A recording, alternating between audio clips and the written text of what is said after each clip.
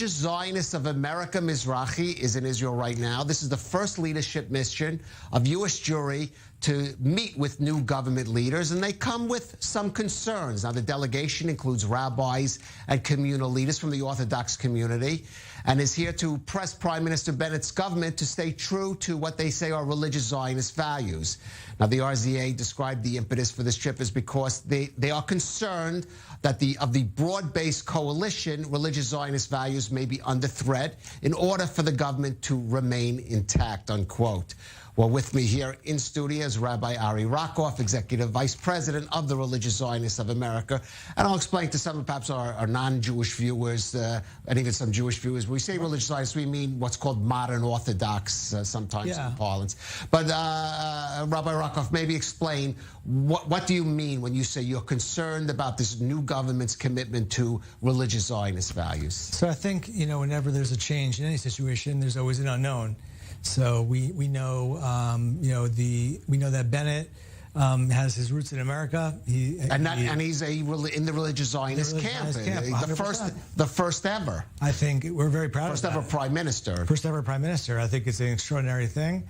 And we're actually going tomorrow to meet with a few members of the Knesset in the Knesset, so that'll be a real privilege. And we're looking forward to having a dialogue. We approach it in a broad fashion. We're meeting with Smotrich, with Elazar Stern, and with Matan Kahana. So we're sort of going to see a wide spectrum of conversation and dialogue. And as you said, we have 25 heads of school, rabbinic pulpit rabbis who are going to be meeting. We represent tens of thousands of constituents back home. For all of us, we haven't been back in 18 months. Right. So this is our first time back. So we got here. I would like to get into a little specifics of religious Zionist values. Sure. Now, within Israel, that's primarily associated, of course, with support for the Jewish settlements in the West Bank and historic Judea and Samaria, as religious Zionists said. Yes, this is a government that has elements that are very much opposed to expanding or even maintaining those settlements. And of course, Prime Minister Bennett feels very differently from that. Right. What about on that issue? Is there concern? Is that one of the issues you see discussing with? I think we're going to put all the issues on the table. First of all, we come with respect always. When you come from America, you come from diaspora. We have to approach any situation with respect. We have our government. You may have heard about some changes in our government back in the United States of America.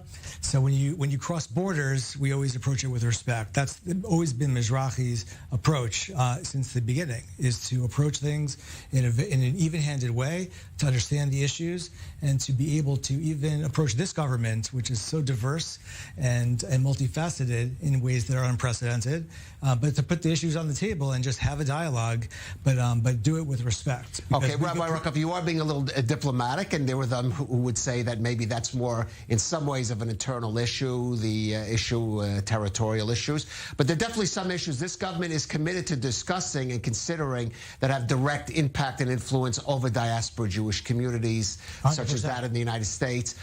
Let's take, for example, the issue of conversion in Israel, which is strictly Orthodox conversion, and this government is attached to a status quo that will maintain that. But there is discussion about whether in some way it could be eased to allow, at least certainly those many Israelis who live here who are not Jewish according to Orthodox law to convert. Does your delegation be taking a specific issue on that? Is there a direction that you would like to see that process go? Because it does affect many Americans that come here. Absolutely. In fact, we met with the chief rabbi today, Rabbi Lau, and we've met with Rabbi David Stav today as well.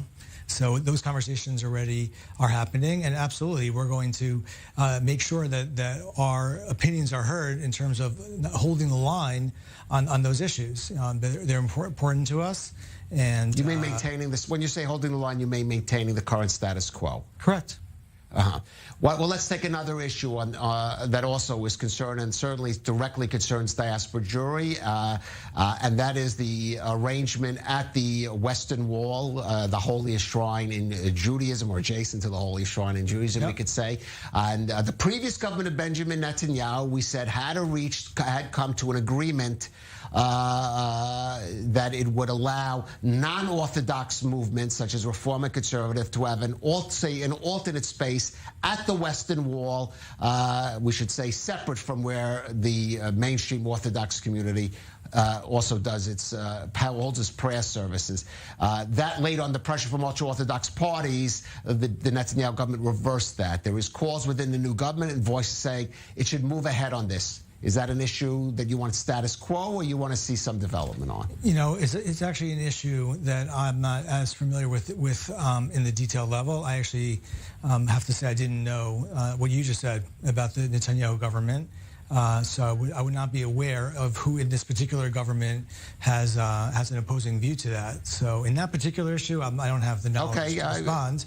But at the same time, I think I do appreciate the question, because I think it's a sensitive one, and also it's a sensitive one because American Jewry is made up. You know, it's something that I think the American community and including myself appreciate, because the majority of American Jewry are not from the Orthodox camp. We make up 10%.